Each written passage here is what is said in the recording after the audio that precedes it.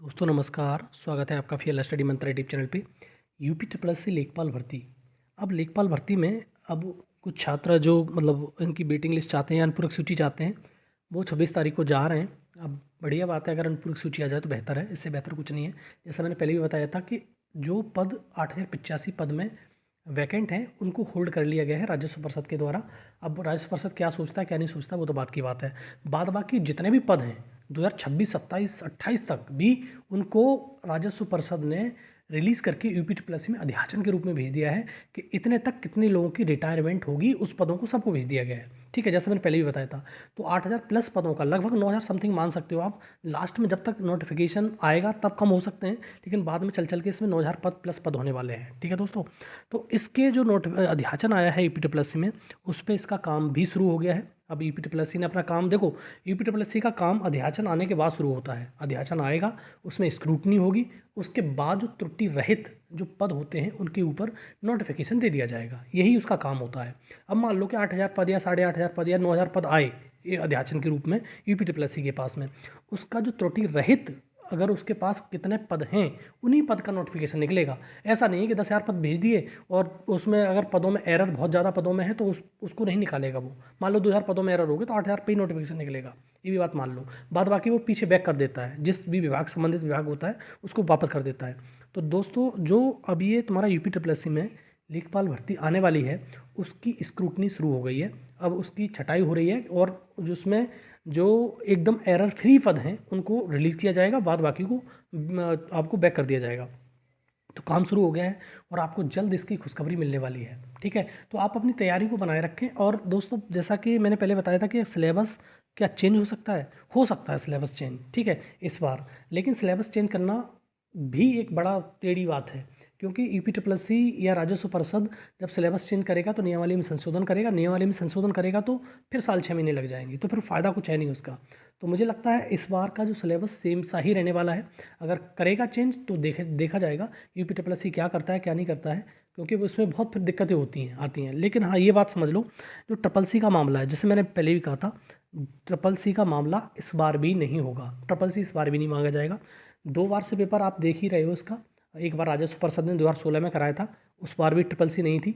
एक बार आपका 8085 पदों पे नोटिफिकेशन इसने निकाला यूपी ट्रिपल सी ने, फिर भी ट्रिपल सी नहीं थी। तो इस बार भी ट्रिपल सी नहीं रहेगी। एक चीज़ और मैं बता दूं आपको, ट्रिपल सी के इक्विवेलेंट जितनी भी डिग्रियां आपके पास हैं, बीएससी मतलब बीसीए, जितने भी मतलब कंप्यूटर जिसमें है 6 महीने से ऊपर का, वो सारी मान्य होती हैं। ठीक है, और मेंशन नहीं करता है, जैसे वीडियो भर्ती में भी देखो, वीडियो भर्ती में स्पष्ट लिखा हुआ था कि हमको ट्रिपल सी ही चाहिए। लेकिन जब लोगों ने जो इक्विवेलेंट वाले थे, बीटेक वाले थे, बहुत सारे लोगों को कॉल मेरे पास आते रहते हैं, तो बीटेक वाले लोग या बीसीए वाले, एमसीए वाले, जिन पे कंप्यूटर प्रॉपर होता है, वो पढ़ते हैं, जैसे जब बीटेक में किसी ने आईटी किया है या सीएस से किया है, तो वो व्यक्ति कंप्यूटर तो रहता ही उनके पास में, तो उनके पास 6 महीने का ज़्यादा बेनिफिट रहेगा, 4 साल का रहेगा, तो आप खुद समझ सकते हो। तो उनको सबको आपको ओके किया गया है यूपी ट्रिपल एस सी के द्वारा। सबका पहले तो डीवी कराया गया और उनकी जॉब भी हुई है। ठीक है दोस्तों, तो ऐसा अपने दिमाग से बिल्कुल निकाल दीजिए कि ये इक्विवेलेंट वाला मामला फंस जाता है, बिल्कुल नहीं फंस रहा है। और यही भर्ती नहीं, ईएसओ वगैरह में सब में देखा गया है, ये ईएसओ की भर्ती हो गई, मतलब जो इक्विवेलेंट हैं उन सबको ओके किया जा रहा है। तो आप इस चीज़ में बिल्कुल ना घबराएं कि मेरे पास ट्रिपल सी नहीं थी, ये नहीं था, वो नहीं था। ट्रिपल सी का कोई मामला ही नहीं है। लेकिन हाँ, इसमें ट्रिपल सी नहीं मांगा जाएगा जहाँ तक मेरा मानना है। और ट्रिपल सी मांगा जाएगा तो एक बार कर भी लो, कोई दिक्कत नहीं है। लेकिन आपको इतनी जल्दी आप कर नहीं पाओगे। रीज़न क्या है, इसका नोटिफिकेशन बहुत जल्द रिलीज़ होने वाला है और हो सकता है कि 10 तारीख से पहले पहले इसका नोटिफिकेशन यूपी ट्रिपल एस से रिलीज़ कर दे। 10 जनवरी से पहले की बात कर रहा हूँ मैं। ठीक है, जैसा मैंने पहले तो आपको ये भी कहा था कि आपको जनवरी का पूरा महीना वेट करना है इसके नोटिफिकेशन का। और इस पे काम स्क्रूटनी पे चल गया है, तो बहुत ज़्यादा समय नहीं लगता, 20 दिन मान के चलिए आपको। ठीक है, तो 20 दिन में ये रिलीज़ कर देगा, 10, 12 तारीख, 15 तारीख तक रिलीज़ कर देगा हर हाल में इसका notification UP triple S C का। अच्छे खासे पद आ रहे हैं, आपको उसी के अकॉर्डिंग मेहनत करनी है। और हमेशा ध्यान रखना, अब की बार आखिरी बार, तब तो ये आपको हो जाएगा बेड़ा पार। अन्यथा की स्थिति में आप समझो कि बार बार हम पेपर दें, बार बार पेपर दे के आएँ, बार बार आंसर की मिलाएं, बार बार ये कराएं, तो कुछ नहीं होगा। तो अपने दिमाग में मान लो कि मेरे को नौकरी पानी है तो पानी है, बस इतना समझ लो, तो आपका हो जाएगा कल्याण।